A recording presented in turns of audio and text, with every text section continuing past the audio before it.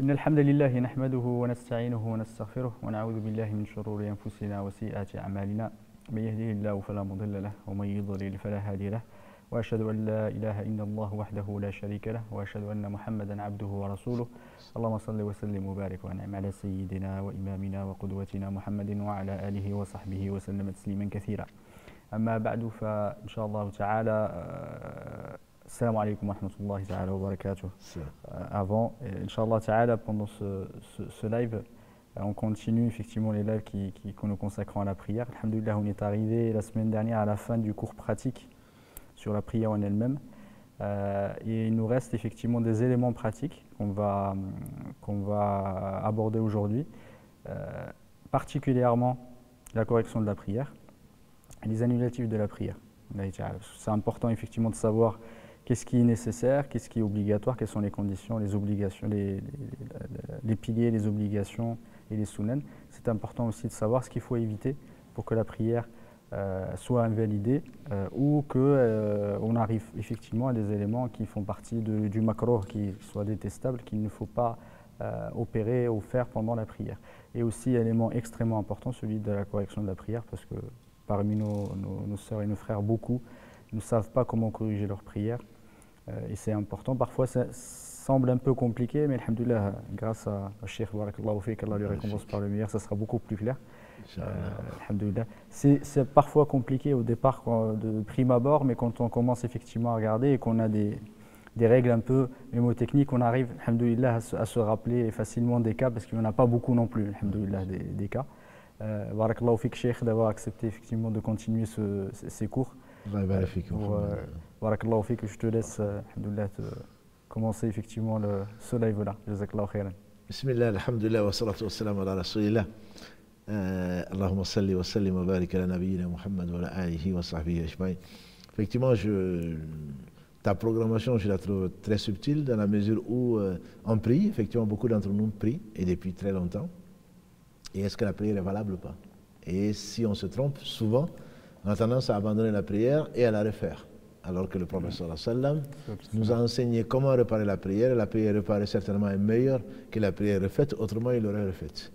Donc je crois que la validité de la prière, c'est la raison pour laquelle peut-être que tu as choisi de nous parler des piliers, de les distinguer des obligations et les sunan. Parce que les piliers, tu sais sur quoi? Sans quoi la maison, la construction ne tient pas. Et donc, les piliers, comme nous les avons définis, depuis Takbirat al-Ihram, donc le premier takbir, en passant par en passant par la lecture, la Fatiha, le recours, le fait de se réveiller, le recours, tout ce qu'on fait machinalement, mais que les savants ont défini comme piliers, quand cela manque, il n'y a pas de construction, on parle du cycle, donc la raka. La règle, c'est que quand un pilier manque, il faut le combler, il faut mettre un pilier. S'il n'y a pas de pilier, et cette raka ne compte pas. Donc jusqu'à quand? La règle, comme tu dis, est simple, mais il faut bien la retenir, c'est que quand un pilier manque et qu'on n'est pas arrivé au pilier à nouveau dans un autre cycle, il faut réparer le pilier pour donc que la construction tienne. Ça paraît très logique. Et donc pour prendre un exemple, on a prié, on a dit Takbirat al-Ihram, j'espère que personne n'oublie ça. L'intention, alhamdulillah, c'est dans le cœur, on a assez insisté dessus. On a dit Allahu Akbar, on a oublié de lire la Fatiha. La Fatiha, comme l'a dit le prophète sallallahu alayhi wa sallam, la salat liman lam yaqra umul kitab. Il n'y a pas de prière pour celui qui n'a pas lu la mère donc du livre. Et on a lu qu'une sourate après, qui est une obligation, en tout cas pour certains, mais pas un pilier. Donc ensuite on fait le recours. On fait la génuflexion. À partir de ce moment, dans la génuflexion, on se rappelle qu'on n'a pas fait la Fatiha, qui est un pilier comme la génuflexion. Donc, on se relève de la génuflexion. Sami Allahu liman hamida, on n'a pas besoin de dire ça. On se relève et on lit, on base donc sur le pilier, on le bâtit. Sans la Fatiha, la raka n'est pas valable. Et donc, on va relire la Fatiha et on va faire le recours à nouveau, puisque sans le pilier, on n'a pas de fondement, il n'y a pas de Fatiha. Le recours qu'on a fait, on ne le compte pas. Sinon qu'on a rajouté quelque chose. Donc on va faire à nouveau le recours, on va se relever du recours avec les formules qui sont connues, on va aller dans le soujoud, et donc c'est comme ça qu'on a réparé. Et après, puisqu'on a fait 2 génuflexions, 2 recours, la chose la plus simple, la règle la plus simple, et beaucoup de gens se disent maliki, la règle la plus simple, c'est que quand on a rajouté quelque chose à la prière qui n'en faisait pas partie, la prière est complète, donc on dit le salam, et ensuite on fait 2 soujouds après. Ça c'est tout ce qui est complet. Quand on peut dire le salam, c'est que la prière est complète, le pilier est complet, et les piliers plutôt sont complets, les rakas sont complètes. À ce moment-là, on dit le salam, et on fait, pour défier Shaitan, on fait 2 soujouds après le salam. Donc ça, c'est le principe. Maintenant, si, par exemple, on a oublié la Fatiha, on a fait le recours, et on a fait dans le sujoud, et c'est quand on s'est relevé pour une deuxième raka, un deuxième cycle, qu'on se rappelle qu'on n'a pas lu la Fatiha. Là, donc, puisque un pilier manque, c'est tout le cycle qu'on annule dans sa tête, on ne dit pas salam alaikum, on considère là où on est comme le premier, et tout ce qu'on a fait, on le considère comme nul. Donc on va faire 5 rakas gestuels, mais en réalité, il n'y a que 4 qui sont valables, dans la mesure où, dans le premier, il n'y avait pas de pilier, donc celui-là, on ne le compte pas comme valable, mais on compte là où on en est, et ensuite, quand on a fini à nouveau, on dit la règle, c'est quand on a rajouté des mouvements, par exemple, qui n'en font pas partie normalement, on va faire 2 soujouds après le salam. Ça c'est pour la Fatiha. Pour le recours c'est pareil, pour le sujoud c'est pareil. On est dans le premier sujoud, on s'est levé. On s'est levé, on a resté la Fatiha. Et on s'est rappelé finalement qu'on n'a pas fait 2 sujouds. Et on a vu que les 2 sujouds sont des piliers. Donc au lieu de continuer la Fatiha ou d'annuler tout ce qu'on a fait, on va directement dans le sujoud pour faire ce qu'on n'a pas fait, puisque le cycle n'était pas complet. Et on se relève, donc on va réciter la Fatiha, on va faire le recours, on va se relever du recours, tout le reste, mais comme on a fait un sujoud, on s'est levé, et à nouveau on est redescendu pour faire le deuxième sujoud, et on s'est relevé, on a fait des mouvements supplémentaires. Donc la règle, c'est que il faut réparer après le salam, parce que la prière, en fait, elle est complète. C'est 4 plus, si on prend une prière à 4 rakas, c'est 4 plus quelque chose. Donc on ne peut faire le salam que quand c'est complet. À l'inverse, quand on a oublié quelque chose, comme là, il est arrivé au prophète sallam, Allah a voulu qu'il oublie pour que nous on apprenne. Le prophète sallam, il est arrivé, il a fait 2 rakas de quelque chose qui était de 3 ou 4. Donc au lieu de s'asseoir pour faire le tashahhud, il s'est levé. Il s'est levé, les compagnons, ils ont dit subhanallah. Ça veut dire que tu t'es pas assis, et il a fait signe de la main. Levez-vous. Tout en priant, il a fait signe, c'est que je ne me rassois pas. Et les compagnons l'ont suivi. Et à la prière, quand il a fait le tashahhud, puisque dans la prière, il manque le tashahhud intermédiaire, donc il a fait 2 sujouds avant de faire le salam, parce qu'il manque quelque chose. Donc la règle, c'est que quand il manque quelque chose, c'est complet, mais il manque une chose qui est une obligation, qui n'est pas un pilier, on ne dit pas le salam avant de faire, on fait les 2 prosternations, on fait le tashahhud, mais on ne dit pas le salam, on fait 2 prosternations à nouveau avant de faire le salam. Donc ça, c'est la règle d'une façon générale. Donc là, il faut connaître, sans être un savant, il faut connaître quels sont les piliers de la prière, quelles sont les obligations pour pouvoir les réparer. Quand, par exemple, on a oublié une sourate, on a fait la Fatiha parce qu'on est pressé, il y a un match de foot. Cheikh Barakallahu Fik, juste on revient parce que je pense que c'est... Est-ce que tu peux juste nous rappeler les piliers pour que les personnes, effectivement, par rapport à la règle, qui puissent, comment dire, que ça soit beaucoup plus clair pour eux, si tu peux nous rappeler, effectivement, on l'a fait auparavant, mais si tu peux nous rappeler tous les piliers, effectivement, pour que les personnes soient au fait de ce qu'ils doivent faire quand ils ont oublié les différents piliers. Justement, c'est en connaissant les piliers qu'on sait si la raka a été bâtie, voilà, donc la construction a été faite. Exactement. Donc on va revenir dessus. Le pilier, c'est le premier pilier en tout cas, c'est l'intention pour certains. Dans tous les cas, l'intention prime pour n'importe quelle adoration. Il y en a qui disent c'est un pilier, il y en a qui disent c'est une condition, mais après ça dépend. Voilà, une condition, parce que sans celle-là, il n'y a pas de prière. Exactement. Ou, dans tous les cas, on ne va pas prier sans avoir l'intention de prier. Exactement. Donc, mettons-la comme condition. Et ne la comptons pas comme pilier. Le premier pilier serait alors le takbirat al-ihram. Le premier, Allahu Akbar. Les autres Allahu Akbar, quand on les oublie, ce ne sont pas les piliers. Donc, le takbirat al-ihram est le premier pilier. C'est le fait de dire Allahu Akbar. Donc, c'est Allahu Akbar. Voilà. Donc, le takbir, en arabe, c'est le takbir, c'est le fait de chanter la grandeur d'Allah. Donc, c'est le Allahu Akbar. Exactement. Allah est le plus grand. Exactement. Et juste une précision, comme tu as dit, Barakallahu Fik, c'est pas le geste, c'est le fait de le dire. Parce que si certains, parfois, il a oublié de faire, il dit Allahu Akbar, du coup, pour lui, ça y est, il n'a pas fait. Du coup, c'est juste le fait de dire, c'est le fait de dire Allahu Akbar, et non pas le geste. La takbira, absolument. La takbira, c'est le fait de chanter la grandeur d'Allah. Donc, c'est pas le fait de le penser seulement, mais c'est le fait de le dire Allahu Akbar. C'est celui-là, la première est une obligation, sans laquelle ce n'est pas seulement la raka, mais c'est toute la prière. Exactement. C'est l'un des piliers qui annule s'il n'est pas dit, il n'est pas fait. Si on l'oublie, lui, il annule toute la prière. Du coup, Takbirat al-Ihram, c'est on a oublié, on ne l'avait pas fait. On a commencé directement à lire al-Fatiha. Je ne sais pas comment on va y arriver, mais effectivement. Ça peut arriver. Ça peut arriver. Allahu a'lam, on est rentré, etc. On a commencé et puis, alhamdulillahi rabbil alamin. Et on ne l'a pas dit, ça veut dire peut-être qu'on l'a, sans le dire comme tu as dit, on l'a dit dans notre tête, on fait comme ça le geste, et on s'en est rappelé à la 4e raka'a. Ce que tu nous dis, c'est que tout ce qu'on a fait est nul. Tout ce qu'on a fait, les 4 Fatiha, au moins, les 4 recours, tout ça, c'est nul. C'est nul. On n'a pas d'autre chose à faire que de se relever et de dire Allahu Akbar et reprendre donc la prière à zéro. Exactement. Donc ça, c'est très important, comme tu dis. Ça, c'est le seul pilier, à ma connaissance, sans lequel tout le reste ne tient pas. Ce n'est pas seulement le cycle, la raka, mais c'est toute la prière. En fait, c'est exactement la même chose, à peu près la même chose que le reste. C'est juste parce que c'est le début. Effectivement, c'est ça qui te fait de rentrer.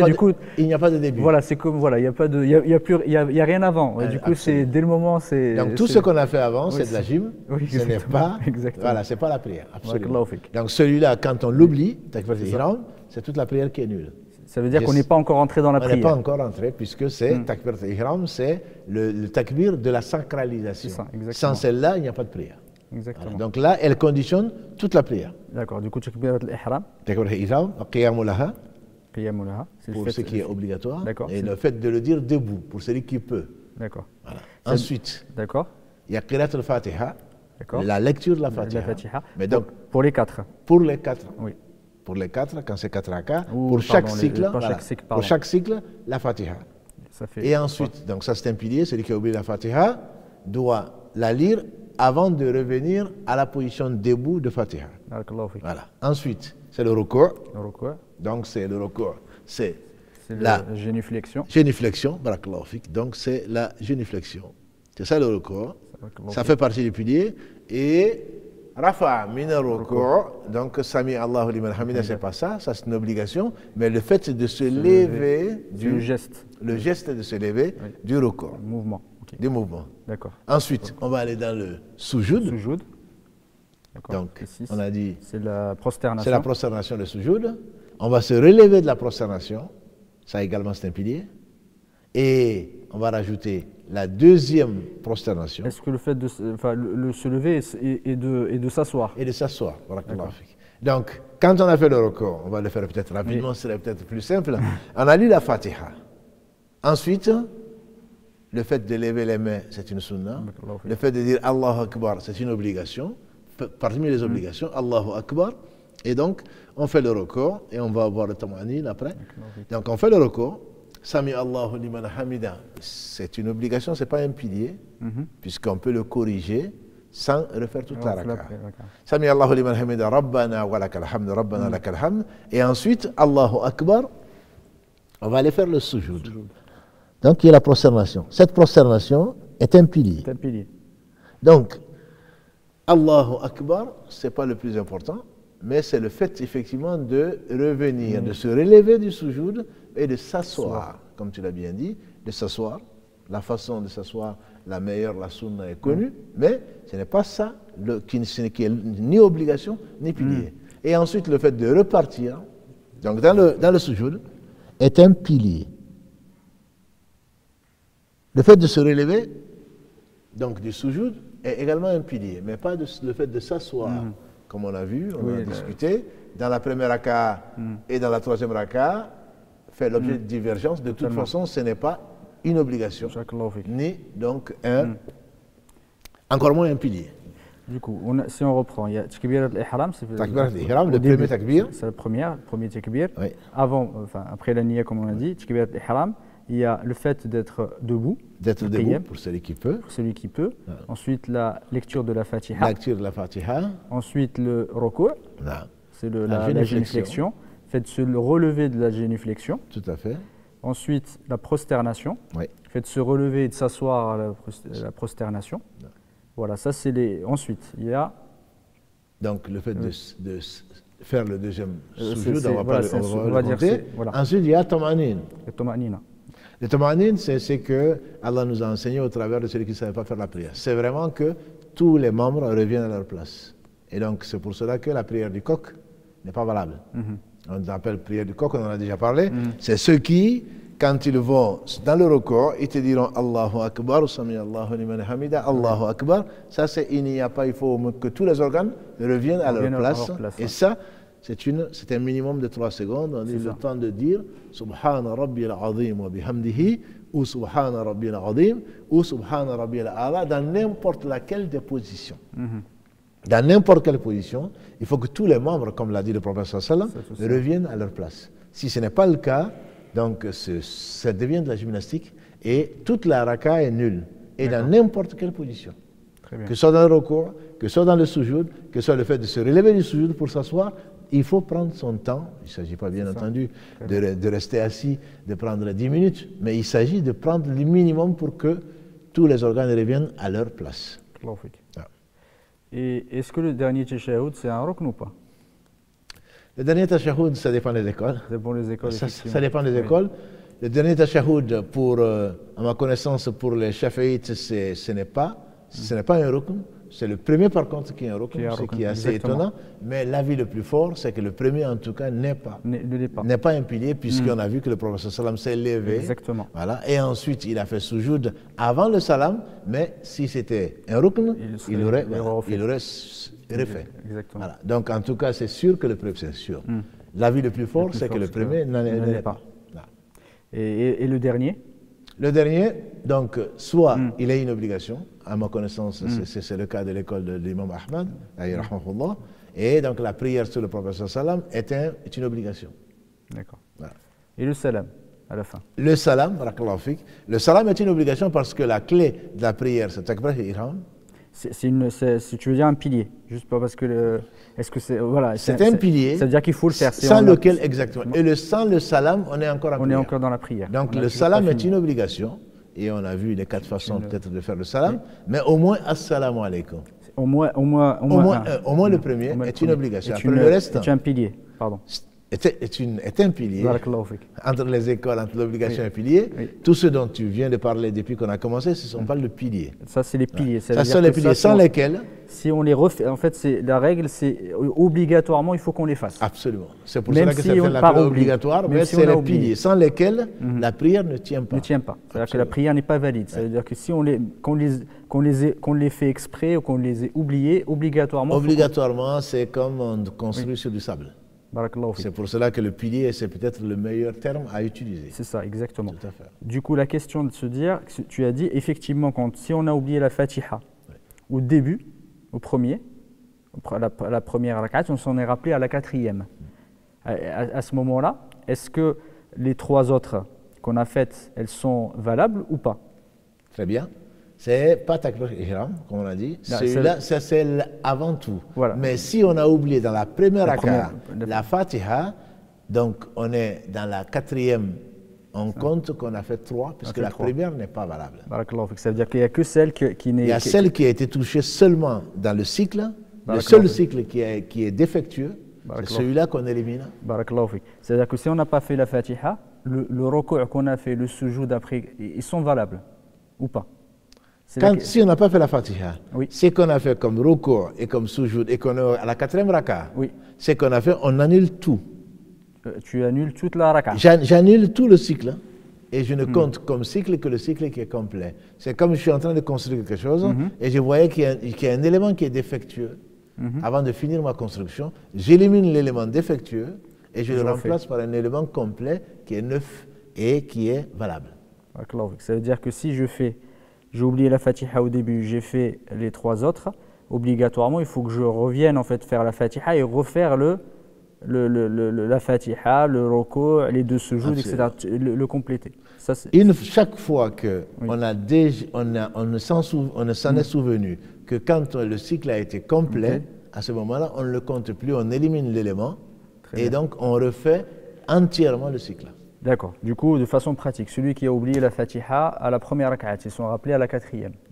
Il a fini, ah mince, j'ai pas fait la Fatiha. Il faut qu'il se relève. S'il est assis, il faut qu'il se relève. Et même s'il a déjà fait le salam, il n'est pas encore parti, il est encore dans la prière, il s'est rappelé qu'il a oublié la Fatiha dans l'une des rak'ats, la première, la deuxième ou la troisième. Il doit se lever, il dit Allahu Akbar, il lit la Fatiha comme il le faut, avec ou sans sourate s'il est dans la troisième ou dans la quatrième. Il fait le recours, il se relève du recours, il fait le sujoud, il se relève du sujoud, jusqu'à un cycle complet. Et s'il a oublié le recours de la première, et si on a rappelé à la quatrième ou la deuxième ou la troisième ou la quatrième, il a oublié le recours de la première, effectivement il revient seulement au recours, il ne va pas refaire la Fatiha. Non, absolument, il revient au recours s'il est dans la deuxième. S'il est à la deuxième. Il a oublié le recours, il est parti dans le sujoud. Il s'en est rappelé. Quand il s'est levé, il ne va pas faire la Fatiha, la Surah et aller dans le recours. Non. Il va directement aller dans le recours. Il y a le premier, en fait, c'est juste pour dire, il y a deux cas. Comme tu avais dit tout à l'heure, si on prend on va pas prendre la quatrième, on va prendre juste la première. La première, on a oublié le recours, la génuflexion, et on s'en est rappelé pendant le premier cycle. Ça veut dire que j'étais au recours. En fait, au lieu de j'ai fait la Fatiha, j'ai oublié le recours, j'ai pas fait le recours, et du coup Rafa aussi, et je suis directement à la prosternation. C'est à ce moment-là, je m'en suis souvenu, quand j'étais à la prosternation. Qu'est-ce que je fais? À ce moment-là, je reviens. Ce qui manque, c'est que tu as oublié le recours. Et tu as oublié aussi de te lever du recours. Oui, exactement. De toute façon, tu en oublié un pilier, tu as oublié tout le reste. Voilà. Donc là, tu te lèves pour faire directement le recours. Tu ne vas pas lire la Fatiha et le reste. Tu vas directement faire le recours. Tu te relèves du recours, tu vas faire le sujoud comme si tu ne l'avais pas fait auparavant. Parce que c'est ce qui manque. D'accord. Du coup, je suis en bas, j'ai oublié le recours. Du coup, je me relève, même si je suis en bas, je me relève et je refais le recours. Donc, si Karim nous suit, qu'Allah le bénisse, c'est Allahu Akbar, je lis ce que Allah m'a facilité avec la Fatiha obligatoire. Ensuite, je vais directement dans le sujoud. C'est ça. Et là, je m'en souviens, je m'en rappelle. Oui, mais je n'ai probablement pas fait le recours. Parce que je ne me souviens plus l'avoir fait. J'étais allé très vite. Ça peut arriver, mais ça c'est normal quand il y a sujoud tilawa. Ça c'est autre chose. Parce que Allah loue les qualités de ceux qui se prosternent. Là, je vais directement, justement, là je m'en rappelle, je me lève. Et je dis Allahu Akbar, je vais dans le recours. Sami Allahu liman hamida rabbana wa lakal hamd. Et je vais à nouveau dans le sujoud.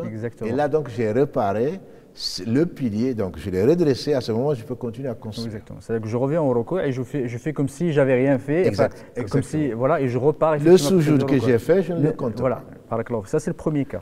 Le deuxième cas, si je me suis rappelé du recours, quand j'ai commencé comme tu appelles le deuxième cycle, ça veut dire que j'ai fait la première rak'at, j'ai oublié, le recours, je suis passé, j'ai fait le sujoud. Je me fais mes deux sujoud, je me suis relevé, j'ai lu la Fatiha, et là je me suis rappelé, mince, j'ai oublié le recours de la première. Qu'est-ce que je fais à ce moment-là? Est-ce que je reviens et je refais le recours, ou je finis celle-ci et celle-ci va compter pour la première? Qu'est-ce que je fais à ce moment-là? Si je suis parti directement au recours, j'ai oublié le recours, et je m'en suis souvenu que quand je suis en train je suis pas arrivé encore au recours, ou je suis arrivé au recours. Parce que si c'est dans le recours que je me suis souvenu, c'est terminé. Je ne peux pas. Mais si je me suis souvenu, avant d'arriver à l'autre recours, je fais le recours. Et je compte le recours. Par contre, si je suis déjà au recours, chaque fois qu'on a fini le cycle, on ne peut plus le compléter. En fait, là où si je suis pas encore au recours. C'est-à-dire que je me suis rappelé effectivement que j'étais au recours, que j'avais oublié le recours de la première. Et je suis en train de lire la Fatiha sur le deuxième cycle. Est-ce que j'arrête la Fatiha et je me dis tiens, je reviens en arrière comme ce qu'on avait fait tout à l'heure au premier cycle, où je me dis c'est pas grave, je vais continuer, je lis ma Fatiha et ensuite je refais le ruku' et ce ruku'-là va me compter pour la première. C'est-à-dire je recommence effectivement le cycle. Non, je ne peux pas compter le ruku' alors que j'ai déjà lu la Fatiha. Ce ruku'-là, il me faut faire le ruku' si je veux que ça compte. Peut-être que je me suis... C'est là où en fait, c'est... Parce qu'il y a certains ulama, ils disent tu reviens. Enfin, la deuxième ne sert plus à rien, effectivement. C'est que la deuxième, si tu as commencé à la deuxième, c'est que tant que tu n'as pas fait le premier ruku' et que tu n'as pas recommencé, en fait, le deuxième cycle, c'est comme si tu n'as rien fait. Ils disent que obligatoirement, tu reviens en arrière. Il y a certains ulama, ils disent en fait, tu oublies le premier, c'est à partir de ce ruku'-là, tu recommences effectivement la première de ce ruku' qui va te rattraper. Je ne sais pas si je me suis fait comprendre. Si tu es à la deuxième Fatiha à ce moment-là, c'est que tu as oublié en fait on a dit tout à l'heure qu'à partir du premier ruku', le sujoud que j'ai fait à la première ne comptait plus. Ouais. Ne compte pas, c'est ce que tu avais. Il ne compte pas. Du coup, je suis à la Fatiha. À ce moment-là, qu'est-ce que je fais? Je dis j'arrête la Fatiha, je m'arrête, je veux commencer la Fatiha ou j'ai commencé, je me dis j'arrête la Fatiha et du coup je reviens à mon ruku' pour recommencer comme ce qu'on avait fait au premier ou je continue. C'est ça que je voulais que tu précises. Si on n'est pas encore arrivé au ruku', c'est que le cycle n'est pas complet, on va au ruku'. On va au ruku'. C'est-à-dire qu'on arrête la Fatiha et on va au ruku'. On va au ruku'. Et donc c'est comme le premier cas. Ça. Même si j'ai fait un peu plus, parce que j'ai fait 2 sujouds, néanmoins, comme il n'y a pas de ruku', l'unité ne compte plus. Barakallahu fik. Ça veut dire que je vais directement au ruku' et je m'arrête la Fatiha. Même si j'étais en train de commencer, j'ai lu la Fatiha, peut-être même une sourate, alors qu'il n'y a pas cet élément qui est pilier de ruku', je vais au ruku', je me relève de ruku', et donc là, à ce moment-là, je compte l'unité à partir de ce moment-là. Qui est complet. Ça veut dire que je recommence, je refais les 2 sujouds de la première. Voilà. Et je me relève maintenant pour une autre. C'est ça. Pour l'autre pilier qui est donc le pilier de la première raka. De la deuxième raka maintenant. Voilà, je ne sais pas si j'ai. Oui, maintenant c'est clair. C'était effectivement la question parce que certains, il y a des divergences là-dessus sur cette question-là. Quand en fait ils disent que ils font la différence entre quand tu es encore dans le premier cycle et que tu as oublié un rukn du premier cycle et le deuxième. Ils disent effectivement. Certains disent que ça veut dire que tu arrêtes ce que tu viens de dire, c'est-à-dire que tu arrêtes ce que tu faisais et tu refais le ruku' de la première.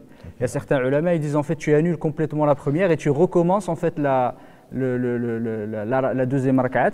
Mais je pense que l'avis que tu viens de dire et je pense que le plus correct parce que tant que ton ruku' tu as commencé et tout ce que tu as fait après ne compte pas. Ne compte pas, voilà. Absolument. Il ne compte pas tant que tu n'as pas fait le ruku'. Donc à ce moment-là, tant que tu n'es pas arrivé au pilier de l'autre cycle, tu dois faire ce qui te manque. Barakallahu fik, jazakallahu khairan. En tout cas, effectivement par rapport à ça, c'est clair. C'est qu'à un moment, quand on oublie, obligatoirement, il faut le réparer. Il faut le réparer, il faut revenir. Et refaire tout ce qu'on a fait tant que le cycle n'est pas terminé. Exactement, comme tu as dit. C'est ça la règle. Tant que le cycle n'est pas, c'est ça il faut que l'on garde ça, même si on n'a pas compris grand-chose, que l'on garde que tant qu'on n'est pas arrivé au même point du cycle, il faut le réparer. C'est ça. Donc c'est ça la façon de le faire. Barakallahu fik. Comme on a dit tout à l'heure, le dernier, on a oublié le ruku' de la première. Tout ce qu'on a fait, la deuxième, la troisième et la quatrième, si on les a fait bien, elles comptent quand même. Absolument. C'est celle qui est défectueuse, qu'il faut réparer. Et on la répare en entier. On ne va pas seulement faire un ruku'. Imaginons qu'on a oublié le ruku', on a fait deuxième raka, troisième raka, quatrième raka, et finalement on s'est rappelé qu'on n'a pas fait le ruku' dans la première. Eh bien, tant qu'à faire, je me lève, je fais le ruku'. Non. Parce qu'il y a l'ordre, qui est également fait partie du pilier. Il y a l'ordre. C'est pour conclure, pour compléter, il y a l'ordre, on ne peut pas faire le sujoud avant de faire le ruku'. Voilà. Et donc après la Fatiha, on ne peut pas aller directement, c'est la raison pour laquelle on a réparé le ruku'. Donc avec un ruku' seulement, on ne peut pas corriger ce qui est un pilier. Barakallahu fik. Jazakallahu khairan. En tout cas, je pense que j'espère que c'est clair, Cheikh Barakallahu fik. L'explication est très claire. Hein. C'est moi qui. Non, mais tu as raison. Je te mets à la place de. Voilà, c'est dans ma tête, je me mets à la place du diable, mais bon. Voilà, exactement. C'est pour remettre, parce que des fois il y a des subtilités. Et ce que je disais tout à l'heure, même les ulama dans le livre de fiqh, ils disent que c'est un élément un peu compliqué parfois. Il suffit juste d'avoir, comme tu as dit, quelques règles et ça permet. si on prend un peu de hauteur, on a des règles, ça facilite. Tout à fait. Et ce que tu as dit est extrêmement important, c'est que c'est le cycle. Tant que le pilier dans le cycle n'a pas été fait, tout ce qu'on fait après, pendant le cycle, n'est pas valide. Il faut obligatoirement. Donc, absolument. Et donc, tu as un ordre dedans. Tu reviens au pilier oublié ou défectueux et à partir, tu le reconstruis. Et là, tu comptes à partir de là jusqu'au bout du cycle. Au bout du cycle. Barakallahu fik, jazakallahu khair. La question du pilier, on avait dit il y a l'ordre. Oui. Effectivement, si on s'est trompé, on a fait le sujoud, après on a refait le ruku', ça fait partie des piliers. Oui. Et si quelqu'un, il a oublié le ruku', on va rester sur le ruku'. Il a le premier, il a fini sa prière, il a fait le salam, il est parti un quart d'heure après, il s'en est rappelé. S'il a fait une prière, il pense avoir fait une prière de 4 rakas, il a fait une prière de 3 rakas. Voilà. Donc sa prière, un quart d'heure après, il est certainement allé sur le téléphone. Donc il n'est plus dans la prière, sa prière est nulle. C'est nul. Il doit refaire toute la prière. Il faut qu'il refasse tout. Barakallahu fik. Il doit refaire toute la prière. Parce que, mais sur le coup, il s'est souvenu, il a fini le salam, il est en train de faire le dhikr dont on a parlé, l'évocation. Il est encore là, il se rappelle qu'il y a un élément défectueux. Et là, les savants disent qu'il s'élève automatiquement, même si c'est quelqu'un qui lui a dit. Puisqu'il est arrivé au prophète sallallahu alayhi wa sallam de faire que 2 rak'ahs. L'homme aux 2 mains, comme on l'appelle, a dit, est-ce que la prière a été raccourcie ou tu t'es trompé? Il a dit, ce n'est ni l'un ni l'autre. Il a dit, si, c'est l'un ou l'autre. Et le prophète sallallahu alayhi wa sallam, il était convaincu et il voulait le bien. Ce n'est pas par impolitesse. Il a voulu apprendre. Il a dit, peut-être que la prière a été raccourcie. Il dit non. Peut-être que tu t'es trompé, non. Alors, le prophète sallallahu alayhi wa sallam, comme l'homme aux 2 bras a insisté, il a demandé, est-ce que ce que l'homme aux 2 mains a dit est vrai? Ils ont dit, oui, effectivement, tu n'as fait que 2 rak'ahs. Mais bien qu'ils aient parlé, que lui, il avait fait le salam après 2 rak'ahs, il s'est levé, il a complété la prière à 4 rak'ahs. Et ensuite, il a fait 2 sujouds après le salam. Après le salam. Voilà. Donc, tant qu'on est là, tant qu'on est dans la prière, entre guillemets, même le fait d'échanger, on est encore dans la prière, voilà. Mais quand on est parti, comme tu as dit, un quart d'heure, quand on est parti sur autre chose, on n'est plus dans la prière et là, on refait la prière complètement. En tout cas, le prophète ne nous a pas donné effectivement de laps de temps, de règles, etc. par rapport à ça. Les ulama disent qu'on revient au urf, c'est-à-dire qu'aux habitudes, ce qui est connu, le fait de sortir, effectivement, c'est quelqu'un commence à aller acheter, vendre, ou il est sorti, il commence à parler, c'est qu'à un moment, il y a certains disent le temps, mais ça dépend effectivement si on est vraiment sorti, tout dépend de ce que les gens connaissent comme étant je suis sorti de la prière. Le fait de faire les invocations, les évocations, on est encore dans la prière, c'est-à-dire qu'on est encore lié, mais quelqu'un qui est sorti, il est parti, sorti de la mosquée, il s'est vaqué ses occupations, à un moment il faut qu'il refasse tout. Oui, absolument. Parce qu'il est sorti de la prière. Il est sorti de la prière, pour lui il n'est plus en prière, pour les gens il n'est plus en prière, il n'est plus en prière. C'est le urf dont tu parles et je crois que c'est important parce que quand on dit est-ce que la prière est nulle quand on va y arriver, c'est quand les gens te considèrent comme tu n'es plus en prière. Exactement. Jazakallahu khairan. En tout cas, pour les piliers, c'est clair. Pour ce qu'on a cité comme pilier, si on oublie, je pense que les règles sont claires. J'espère. Voilà, j'espère. S'il y a des questions, par rapport au hadith sur les piliers, effectivement, il y a le hadith du prophète sur le doute entre est-ce que j'ai prié 3 ou 4. Je pense que ça fait partie effectivement des oublis. Si tu peux, barakallahu fik, nous en parler. Barakallahu fik, parce qu'on est fils de, comme l'a dit le prophète Adam a oublié, ses enfants ils ont oublié. Et il nous arrive malheureusement avec les préoccupations de la vie et que, alhamdoulilah, nos relations avec Allah malheureusement ne sont pas celles que doivent être. Quand on est dans la prière, il arrive plus d'une fois que l'on doute si on est dans la 2e ou dans la 3e. Donc, le principe, comme l'a dit le prophète sallallahu alayhi wa sallam, quand quelqu'un doute, bien sûr, ça n'est pas dit automatiquement, je doute donc je fais ce que je veux dire. Non. On doute, à quelques secondes, on réfléchit. Pour savoir, est-ce que c'est du dhann ou c'est du shak? Le shak, c'est je ne sais pas, 50-50. Le dhann, c'est au-dessus, c'est 80%, je suis presque sûr. Donc, quand je ne sais pas si je suis dans la 2e ou dans la 3e, le professeur sallam a dit, ce qui est très sage, je me base sur ce qui est sûr. 2e ou 3e raka, je me dis je suis dans la 2e, donc au moins je suis sûr. Et donc je me base sur la 2e, 3e ou 4e raka, je me base sur la 3e. Ça c'est le cas normal. Ça, c'est le cas du doute. Le cas du doute. 50-50. 50-50, donc je me base sur ce qui est sûr. Parce que si on est en dessous de 50, Oui. c'est sûr qu'on ne l'a pas fait. Là, c'est sûr qu'on l'a pas fait, absolument. Donc 50 ou moins, Oui. je me base sur ce qui est sûr. Donc 2 ou 3, je me dis 2. 3 ou 4, je me dis 3 et je complète ce qu'il faut. Et après cela, contrairement à la logique, entre guillemets, humaine, après cela, le professeur sallam dit, quand on a fait le tashahhud, on fait 2 soujouds avant le salam. Ça, c'est un hadith. Donc, il n'y a pas, moi, je suis maliki, moi, je suis ceci, moi, je suis cela. Quand c'est le cas du doute, c'est un cas très clair où le professeur sallam a dit, on fait de 2 soujouds avant le salam. Maintenant, si c'est un waswas, ce qui arrive, Allah éprouve qui il veut.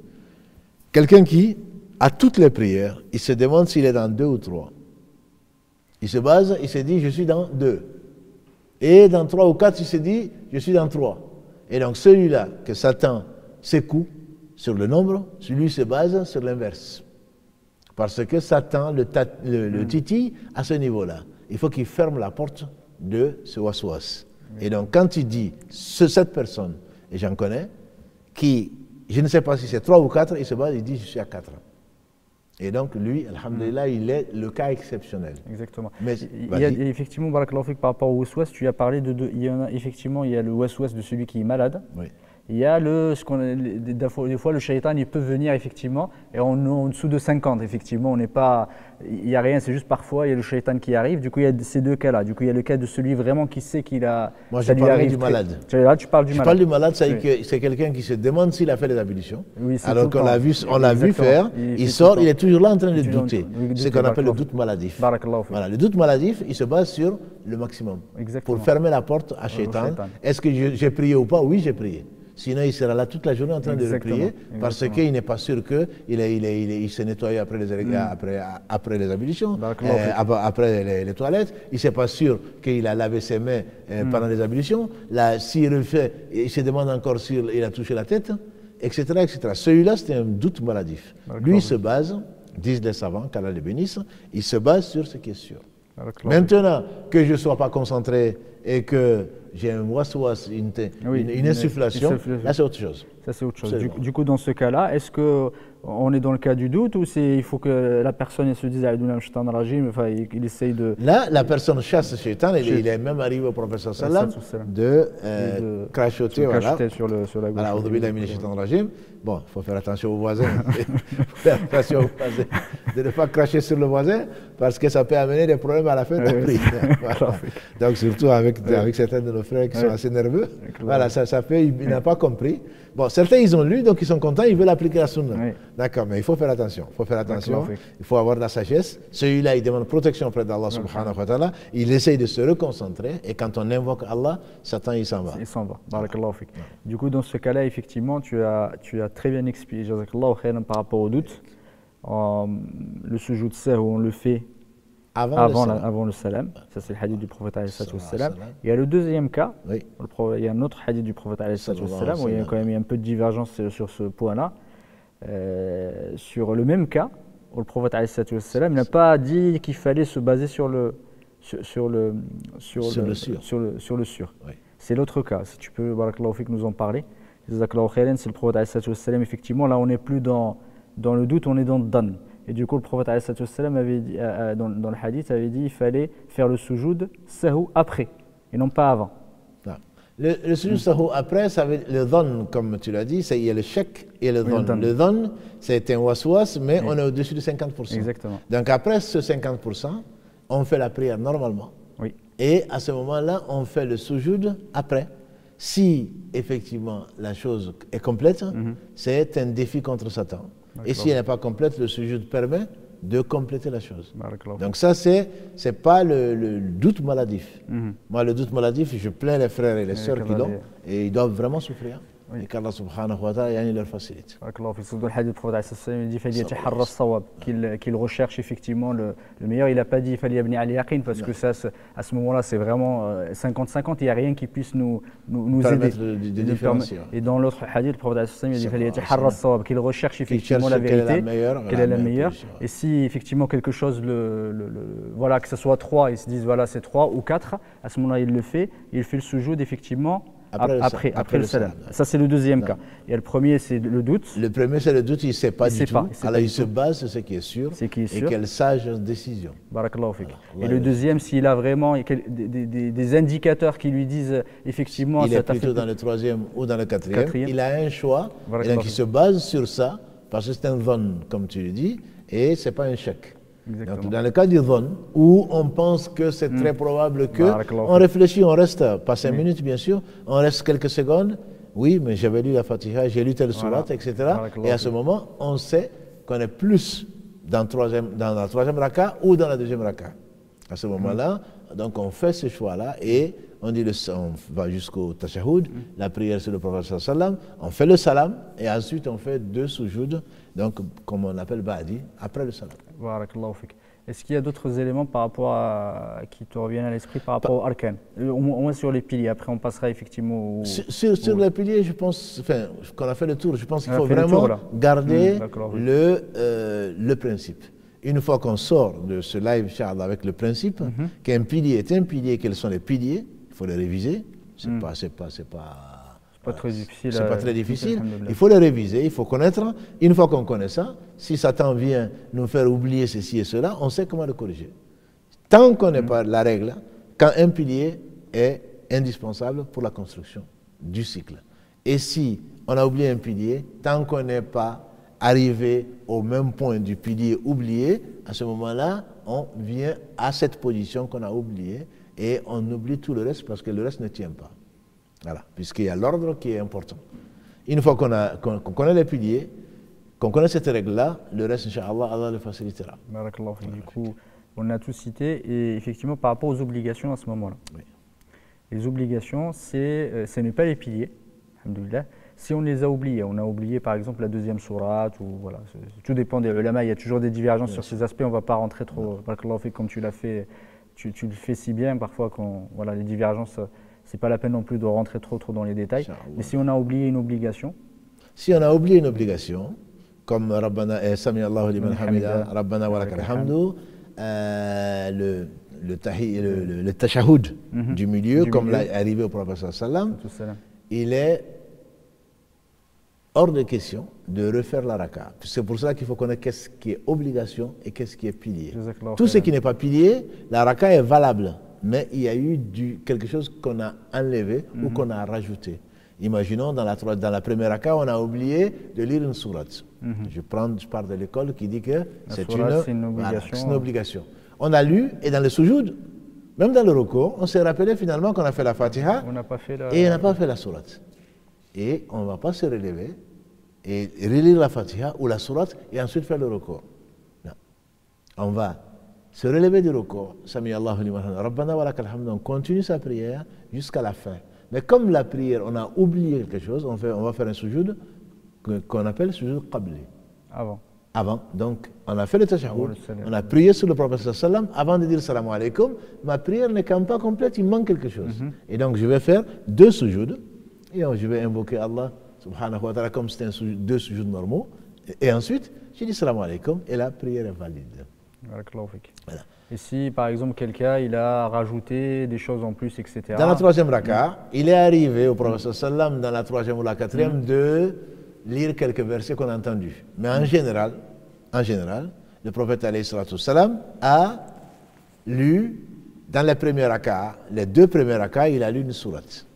Mais il n'a pas lu dans la 3e et la 4e raka, même s'il lui est arrivé, donc on ne va pas se baser sur l'exception, s'il est arrivé de dire quelques versets. Donc si on a rajouté, on a lu carrément une sourate dans la 3e ou dans la 4e, la prière est complète. Et là, qu'est-ce qu'on va faire? On va relever le défi que Satan nous a fait oublier et on a lu quelque chose en plus. Tout ce qui est plus, la prière est complète, donc on dit assalamu alaikum et on va faire 2 sujouds de réparatrice. Et donc, même si on a oublié la question que tu as posée, 15 minutes après, on est sorti et puis finalement, on a oublié de faire l'obligation. Voilà, de faire le sujoud. On peut faire le sujoud, disent les savants, même un an après. Quand on s'en rappelle, la prière est valide déjà. Il faut se le rappeler. La prière est valide, donc on peut, avec les ablutions bien sûr, si on se le rappelle le lendemain, finalement je voulais faire 2 sujouds en plus, mais je ne l'ai pas fait. Avec les ablutions, on se lève, on dit Allahu Akbar, on fait directement 2 sujouds, on dit Salam alaikum, la prière, elle est valide. On n'a pas à la refaire. Contrairement à le cas qu'on a vu, un quart d'heure après, ne parlons pas d'une demi-heure, ou d'un jour après, je me suis rappelé que je n'ai pas lu la Fatiha, donc je n'ai prié que 3 ou 2 rakas et pas 4. Barakallahu fik. Par rapport à ça, c'est très clair, jazakallahu khairan. Sur le sujoud, on va parler vraiment du sujoud, comment on le fait. Est-ce que c'est les mêmes sujouds que le sujoud sahwa, de l'oubli? Est-ce que c'est le même que les autres? C'est-à-dire qu'on dit la même chose pendant ces sujouds. Est-ce qu'il y a tashahhud? Parce qu'il y a quand même certains ulama, voilà, il y a quand même quelques avis là-dessus. Est-ce qu'on fait un tashahhud aussi pour les sujouds avant de faire salam alaikum? Voilà. Alhamdulillah, c'est les mêmes sujouds, il n'y a rien, il y a des invocations spéciales qui sont rapportées du prophète sallam, mais on sait que les invocations restent des invocations. Ce ne sont pas des obligations. Donc si dans un sujoud, on dit Subhana Rabbiyal A'la, ou on dit Subhanakallahumma, ou d'autres choses, on célèbre Allah, on les louange d'Allah, et ce n'est pas pour cela qu'on va faire un sujoud. Mais ce qui a été rapporté entre autres, c'est quand on dit Allahu Akbar, Allahumma laka sajadtu wa bika Allahumma sajadtu wajhi lilladhi yani khalaqahu wa sawwarahu. Donc bon, il y a des choses que l'on va trouver dans la citadelle du musulman par exemple ou ailleurs. Si on le dit, c'est une bonne chose. Si on ne le dit pas, le sujoud reste valable. On peut se contenter de dire Subhana Rabbiyal A'la. Voilà. Comme n'importe quel sujoud. Il ne faut pas le compliquer. Si on veut l'embellir, il faut revenir à la sunna, et c'est encore mieux, parce qu'on suit le prophète sallallahu. Mais si on ne connaît pas, ou on a oublié, ou on s'est trompé, il n'y a absolument pas d'autre sujoud à faire. Et donc là, quand on termine, pour tout ce qui est sujoud ba'di, il n'y a pas de tashahhud, les savants sont unanimes dessus. Puisque c'est quelque chose en plus. On a fait le tashahhud, on a fait la prière sur le prophète sallallahu, on a fait des invocations pour eux et pour nous, pour nos parents, il ne faut pas les oublier, même si on les oublie, ce serait plutôt une négligence. C'est leur droit de prier pour eux. Et on dit salam alaikum, et on fait 2 sujouds, et ensuite on dit salam alaikum. Après, si on fait le sujoud qabli, c'est-à-dire on a fait le tashahhud, on a fait la prière ibrahimi, Allahumma salli ala Muhammad wa ala ali Muhammad, on a fait des doigts contre protection d'Allah contre les 4 en particulier. J'insiste dessus parce que je pense que la tombe, si tout se passe bien, alhamdulillah, le reste va se passer bien. Donc il ne faut pas négliger de demander. Si le prophète a insisté dessus, c'est que c'est important. Donc, si on a fait toutes ces invocations et ensuite on veut faire, on fait 2 sujouds, certains disent il n'y a pas de tahiyya à nouveau à faire, de tashahhud à faire. D'autres disent qu'on doit le faire. Mais dans tous les cas, même si on ne le fait pas, la prière a été réparée, il n'y a pas de souci. Du coup, il n'y a pas besoin de tashahhud. On va partir sur le fait qu'il n'y a pas besoin. On l'a fait, et ensuite on a terminé. On dit salam alaikum. Avant ou après? Après. Si on l'a fait, ce n'est pas un souci parce que je connais un certain nombre de gens, parce qu'ils l'ont appris comme ça, ils le font toujours. Qu'ils continuent à le faire, ce n'est pas un souci. Mais s'ils ne le font pas, il n'y a rien qui prouve qu'il faut le faire. Voilà. Il y a une question effectivement pendant la prière en groupe. L'imam a oublié quelque chose, effectivement a oublié une obligation. Nous, on l'a faite à l'obligation, forcément.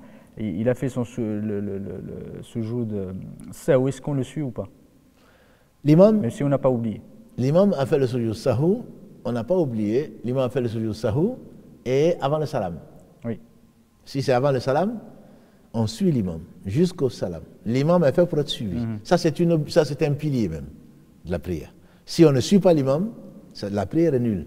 Donc, si l'imam a fait sujoud sahou, on se demande, mais qu'est-ce qu'il a oublié? Demande-lui après si tu veux. Dans tous les cas, avant ton salam, tu suis l'imam. Même si toi tu as lu, imaginons que l'imam a oublié la surah. Dans la prière du Dohr du Asr, Abbas voit. Et donc, toi tu ne l'as pas oublié, ce n'est pas une obligation, de toute façon pour toi, tu n'as pas oublié, l'imam fait un sujoud, sans se poser la question de savoir, est-ce que moi je l'ai fait ou pas, on suit l'imam, tant que c'est quelque chose qui est normal. Si l'imam se lève pour la 5e raka, ça c'est autre chose. L'imam se lève pour la 5e raka, ça c'est un cas triste. Il y en a qui se lèvent, il y en a qui le suivent, il y en a qui ne le suivent pas. On dit à l'imam subhanallah. Lui, l'imam est convaincu qu'il est dans la 4e. Toi, tu es convaincu avec d'autres que tu es dans la 5e, qu'il est dans la 5e. Et là, on ne suit pas l'imam quand on est convaincu. Mais quand on doute, on suit l'imam. Voilà, ça c'est important parce qu'on n'a pas à obéir, même à l'imam, quand l'imam, entre guillemets, est en contradiction avec ce que Allah a rendu obligatoire. Il a dit le Dahr, le Asr, le Isha, c'est 4 rak'ah. L'imam se lève pour le 5e, tu lui dis Subhanallah. Et donc l'imam doit comprendre, si c'est une seule personne, peut-être qu'elle est ailleurs. Elle n'a pas, mais si c'est 2, 3 personnes, l'imam doit se baser sur leur avis et se rasseoir. Et ensuite, donc, il va faire Sujoud Ba'di. Après, puisqu'il s'est levé, il s'est rassis, il va faire Sujoud Ba'di, donc après le salam. Est-ce qu'on le suit pour Sujoud Ba'di ou pas? Si nous, on est resté assis, lui s'est relevé. Si on attend que l'imam dise salam alaikum, il dit salam alaikum, on a fini. On a fini. Donc là, le salam, sauf si on vient en retard, auquel cas on complète, et à ce moment, comme on ne sait pas pourquoi il a fait, à ce moment on fait Sujoud Ba'di après lui. Mais quand on est là et qu'on sait pourquoi l'imam fait Sujoud Ba'di, il a dit salam alaikum, on n'a pas le suivre. Quand l'imam dit salam alaikum, on a fini. On a fini. Voilà. Je ne sais pas si on a fait le tour par rapport à la correction de la prière, est-ce qu'il y a des choses qui te reviennent? Non, je pense simplement qu'il faut garder ces règles-là, que ta méthodologie est très bien. Je pense qu'il faut garder les règles et ne pas se mélanger et essayer de rentrer dans les détails. Une fois qu'on a compris les règles, alhamdoulilah, là on a dit, on connaît les obligations, il y en a beaucoup, 13 d'après certains, même plus. Quand les obligations, on les connaît, il y a les piliers. Quand on connaît les piliers, c'est le plus important. Les obligations, comme la sourate 2 ou 3, Allah Akbar, qu'on a oublié, le tashahhud du milieu, etc. Quand on les a oubliés, à ce moment, on le fait, on le repart, mais on ne repart pas, la prière est valide, mais on repart. Peut-être le seul cas qui me vient en tête, c'est que j'ai oublié une obligation. Et je voulais donc faire 2 sujoud après le tashahhud et la prière ibrahimique. Et j'ai oublié de faire 2 sujoud. J'ai dit salam alaikum. Donc les savants disent, ce que tu dois faire avant, tu as oublié, tu le fais après. Donc parce que le sujoud, j'ai pris le cas de Maliki, mais certains disent que tous les sujoud sahou, double de réparation, se font avant. D'autres disent se font après. Donc tout ce qu'on doit faire avant et qu'on a oublié, on peut le faire après. Donc là, il n'y a pas de problème dessus. Ce n'est pas la peine de s'attrister et surtout pas de refaire la prière. Par rapport au sunan, c'est que c'est effectivement ce qui est recommandé, mais pas obligatoire. Par rapport au sunan, alhamdoulilah, il s'appelle sunan pas parce qu'elles ne sont pas importantes, parce que les embellis, c'est ce que Allah aime.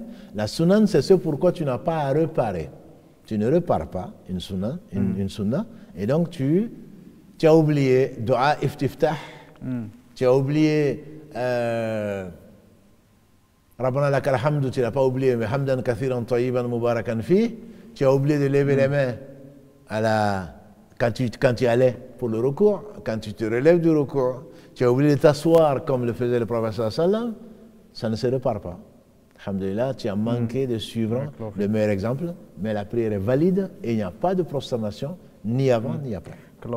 Je sais qu'il y a certains avis là-dessus qui disent que quand on a l'habitude, on le fait tout le temps.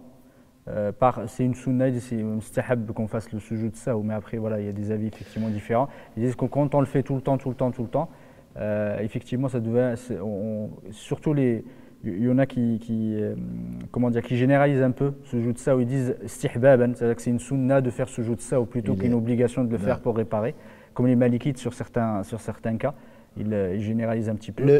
Si on veut simplifier, la définition d'une sunna, c'est celle qui ne demande pas réparation. C'est ça. Voilà. Par rapport à une obligation. C'est avec ça qu'on a commencé. Après, bien entendu, il y a les détails.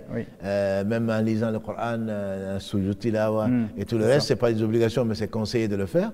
Donc, il y a tout ça qui existe. Mais le plus simple, à mon avis, c'est je ne suis pas obligé de réparer. Alors que l'autre, je suis obligé de réparer. Donc, ce qu'on appelle les obligations. Et les piliers, je suis obligé de réparer, sinon ma prière n'est pas valide ou le cycle n'est pas valide. Il y a une question là, à quel moment on fait le Ba'd as-Salam, mais je ne vois pas. On l'a déjà dit. À quel moment on fait le Ba'd as-Salam? Oui. Après le Salam. C'est la définition. Oui. Le sujoud après le Salam, c'est quand on a dit Salam alaikum, c'est-à-dire qu'on a dit la prière est complète, on a dit Salam alaikum, ensuite on dit Allahu Akbar, on va dans le sujoud, on se relève, Allahu Akbar, on va dans le sujoud, on se relève, et on dit Salam alaikum, la vie le plus fort. Mais comme on a dit, comme on a oublié, même si un an après on s'en souvient, avec les ablutions, on dit Allahu Akbar et on repart entre guillemets. C'était un défi contre Satan puisque notre prière est complète et valide. On va commencer quand même, il nous reste je crois, 5 minutes. Ah. 2 minutes déjà. Alhamdoulilah, ça passe vite. Du coup, on va s'arrêter là. La semaine prochaine, on fera les annulatifs. On devait les faire aujourd'hui, mais on fera la semaine prochaine. Du coup, avant de terminer, on parle de l'énigme. L'énigme, je félicite mes sœurs et mes frères qui ont été toujours dans le même sens. Donc l'énigme, je ne dirais, ça ressemble un peu à l'énigme de la semaine dernière, mais ce n'est pas la même chose. Hein. Puisque là, c'est une source inattendue qui vient et qui nous rappelle un lieu emblématique plutôt, et qui est une sanction divine. Donc en fait, moi je pensais à la pierre et d'une maladie grave. Allah compare souvent les maladies. Allah dit que les gens, que ce soit la jalousie, certains l'ont pris, que ce soit l'hypocrisie, sont des maladies, mais c'est le cœur qui est dur. Le cœur est dur et est comparé à une pierre.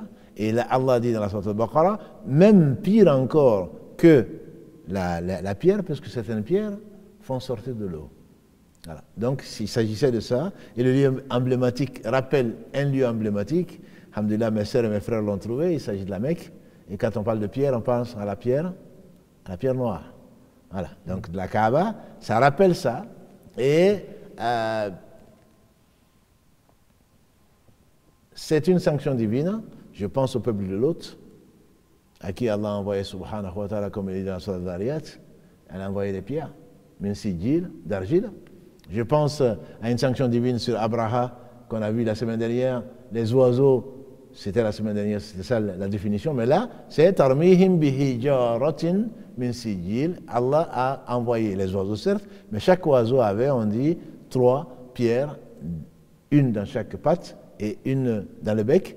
Et donc, c'est le fait qu'Allah envoie des pierres sur les gens, c'est une sanction divine. Donc, je pensais aux pierres. Celles qui ont trouvé, en général, c'est autour. Mais personne ne m'a proposé les pierres. Mais alhamdulillah, ce n'est pas grave. L'essentiel, c'est d'avoir participé, d'avoir recherché. Et comme le dit le frère Farid, il n'a jamais appris autant qu'avec les ihaq, donc avec l'énigme. Il passe toute la semaine, ou presque, à lire le Coran, Alhamdulillah. C'est ce qui est recherché. Ce n'est pas vraiment des médailles ou quoi que ce soit. C'est la satisfaction d'Allah qui nous donne l'occasion de nous rappeler de lui, subhanahu wa ta'ala. Jazakallah khairan. Barakallahu fik, effectivement, barakallahu fik pour toutes ces explications. Qu'Allah récompense ceux qui ont cherché, ceux qui n'ont pas trouvé. Récompense par le meilleur. Barakallahu fik toi aussi, hein, de nous animer et de nous faire apprendre. Alhamdulillah. C'est qu'Allah te récompense par le meilleur en tout cas.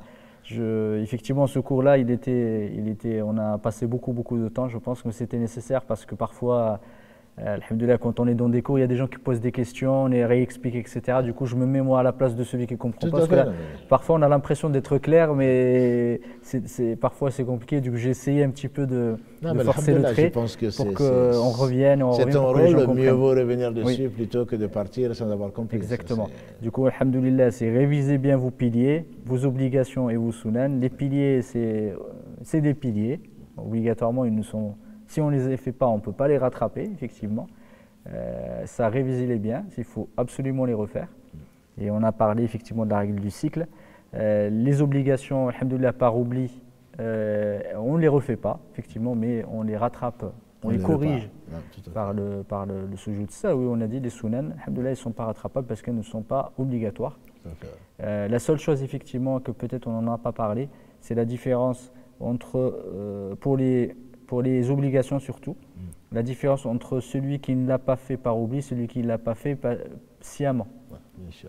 Celui qui ne l'a pas fait sciemment, sa prière n'est pas valable. Celui qui l'a fait sciemment. Pardon, celui qui l'a fait sciemment, c'est-à-dire qu'il l'a fait, il ne l'a pas fait, abandonné sciemment, il le savait mais il ne l'a pas fait. Et là, il suit ses passions. Et Allah n'accepte que des pieux. Et Allah n'accepte que le suivi du prophète sallallahu alayhi wa sallam. Donc le fait de dire non, mais ça c'est pas important depuis quand tu es devenu un prophète. Voilà. Donc là, effectivement, c'est l'oubli. Alhamdulillah, c'est pour ça qu'on l'appelle Sujud Sahou. On repart quelque chose qu'on a fait inintentionnellement. Si c'est intentionnel, bien entendu, c'est de la gym qu'on a fait et c'est pas valable. Barakallahu, jazakallahu khairan. Inch'Allah ta'ala, la semaine prochaine, on parlera des annulatifs et on parlera aussi des autres prières qui ne sont pas forcément obligatoires. On parlera peut-être du Jumu'ah aussi qui est obligatoire, on en parlera de quelques règles, même si on en a parlé plusieurs fois.